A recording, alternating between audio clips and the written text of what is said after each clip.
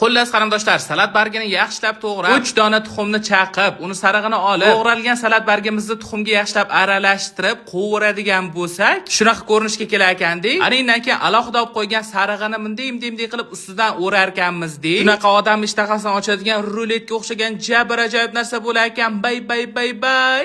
O'xsharmikan a? Deb turib, aynan mana shu retseptni boshlavardim qarindoshlar. Attiga 3 dona tuxumni chaqib, ustidan sarig'ini alohida qilib ajratib oldim. Xuddi mana shunaqangi farfor qoshiqda tuxumni sarig'idan ajratish juda oson bo'lar ekan. Anindan keyin bir olam salat bargini olib, mayda qilib to'g'rab chiqdim. Maydalaganda ham shunaqangi maydaladimki, maydalangan salat bargini tuxumni oqiga yaxshilab aralashtirib olgandan so'ng, ustidan tuz soldim, murch soldim, yana nima bo'lsa hamma narsani soldim. Anindan keyin skavorotkaga bir chimdim yog' solib, bu tovani ham qarindoshingiz tinmasdan ishlatganiga sarg'ayib ketibdi ham, mana qaranglar. Birozgina qizigan tovamizga salat bargili tuxumni ayamasdan shunaqangi tep-tekis qilib sop chiqdim. Anindan keyin alohida ajratilgan tuxumni sarig'larini mana shunday qilib aralashtirib, shunda tovamizni qopqog'ini ochadigan bo'lsam, shunaqangi ishib chiqib mana xuddi videoda ko'rsatilgandek shunaqa dumdumalaq qilib rulon qilib o'rab chiqqanimdan so'ng tuxumni sarig'ini soldim. Tuxumni sarig'i pishgandan keyin uni ustidan o'rab chiqdim. Jabr ajoyib, mana buni qaranglar. Tayyor bo'lgan janavarimizni xuddi sushiga o'xshab shunaqa uzun qilib kesib chiqdim. Buni ochilib ketmasligi uchun duo qilib kesar ekansizlar. Va nihoyat siz kutgan daqiqalar oddiygina tuxum bilan salat bargidan tayyorlangan, lekin ko'rinishi qimmat restoranlarda beriladigan janavarni degustatsiya qilishni boshlavardim. To'g'risini aytaman qarindoshlar, juda ham o'zgacha maza bo'lar ekan. Xo'jabi umringlarda bir martagina bo'lsa ham tayyorlab yeb ko'rishingiz kerak bo'lgan retsept mana shu bo'ladi. Ertalab ham qilib yesanglar jabr ajoyib ketar ekan, lekin o'sha gap qarindoshlar, bu retseptni umuman ovqat qilish qo'lidan kelmaydigan dugonanglarga jo'natib qo'yish esdan chiqmasin a.